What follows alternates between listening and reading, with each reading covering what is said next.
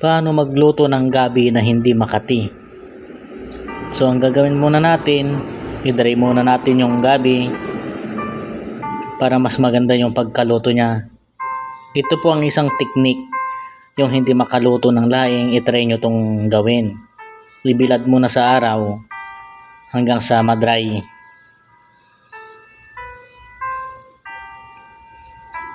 Mas maganda rin kasi kung na-dry para iwas kati-kati. O yan, maganda na. Mag-slice na tayo ng mga ricado natin. Ilagay yung bawang at saka mantika. Haluhaluin lang natin. Ayan, hanggang sa nag-golden brown na siya. Ilagay na natin yung laing. Direct to the point. So lagyan natin ng konting tubig.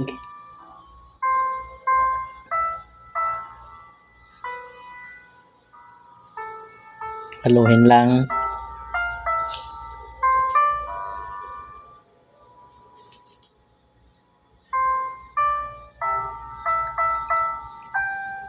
Nasa inyo na yan kung anong ilalagay nyo. Ako asin yung nilagay ko. Tapos lagyan ng paminta. Nasa inyo na rin yan yung panglasa ninyo. Takpan muna natin hanggang sa kumulo. Mga 15 minutes. So maghalo po tayo ng gata o coconut powder. Ilagyan natin sa cup. Tapos lagyan nyo ng mainit na tubig para hindi siya nabilog-bilog. So may 15 minutes na po. Haluin muna natin. Ayan na yung kalalabasan niya.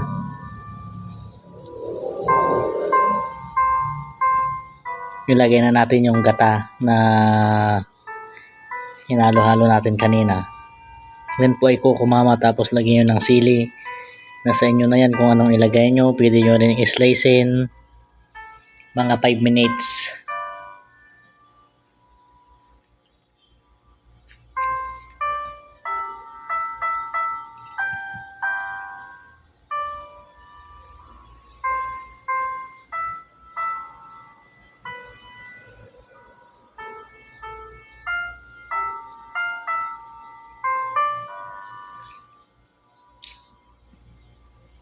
Pwede nyo rin lagyan ng pork o daing, nasa inyo na yan. Para mas maninamnam ang iyong nilutong ginitaang laing.